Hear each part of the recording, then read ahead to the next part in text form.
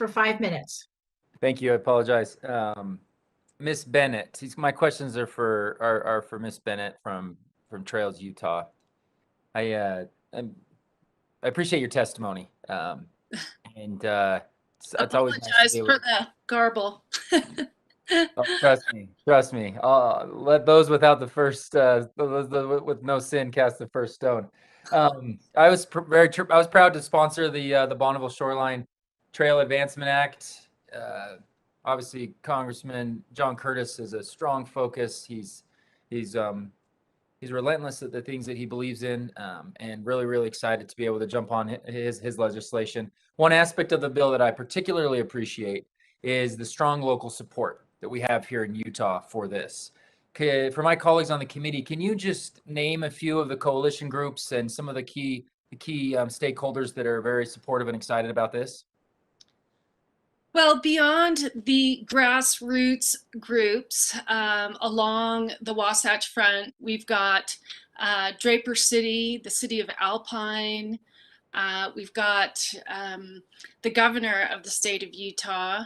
And then we have a lot of local groups, the Harriman Trails Alliance in the southern part of the valley, the Draper City Trails folks, the Bonneville Shoreline Trail Committee, Trails Utah. We have a really good coalition of people who are oriented towards outdoor recreation, and the mayors and elected officials of the municipalities and counties that have the Bonneville Shoreline Trail in their jurisdictions. The trust for public land, and I'll also highlight the Mountain Biking Association, which is something you mentioned a lot, which my nephews that are on mountain biking teams in high school very much appreciated. It's a growing need, and honestly couldn't think of a better thing for our youth to be able to get outdoors a little bit more. So there's a lot of local support, makes it easy to support this type of stuff at the federal level. How do you expect enactment of this bill? So moving a little bit to visitation, how do you expect enactment to affect visitation? Well, I think this bill is going to allow for portions of the trail to become connected, and will further establish the Bonneville Shoreline Trail really as the most important regional trail in northern Utah.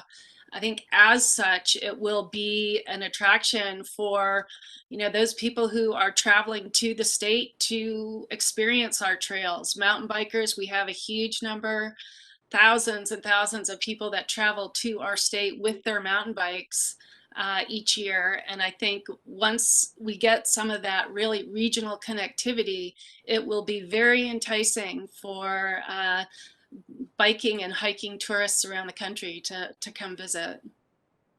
I think the economic output it's an easy thing to support. It's an easy thing to encourage, um, but outside of that, outside of the economic output, as you kind of close, and this will be my last question, can you just share what other types of positive outcomes and benefits that this recreational opportunity will have on individuals and communities? One of the corollaries I like to draw with trails is that trails very much function as sort of a front porch for us in this day and age. We don't sit out in our front porches in our neighborhoods much anymore. Everybody's too busy. But when you have access to those local trails, it's really where you get to run into your neighbors with their kids, with their dogs. Trails really help foster a sense of community. And in Utah, we always tout the benefit of trails for our tourism economy. But really, I think what we're finding increasingly is that trails really help bolster communities, keeps people fit and active and healthy, and we can all use more of that. We saw through the pandemic, it just increased appetite for getting outdoors, and the overall effect that it has on our mental well-being and overall wellness. And you're right, we're not finding ways to connect as community as much, right? Everything's getting delivered to our homes. Screens are, we're not even going to movie theaters as much as we need to be. And this is a unique way and a positive way to sort of to make that and kind of promote that. So thank you. And Madam Chair, I will yield back none of the time that I don't have.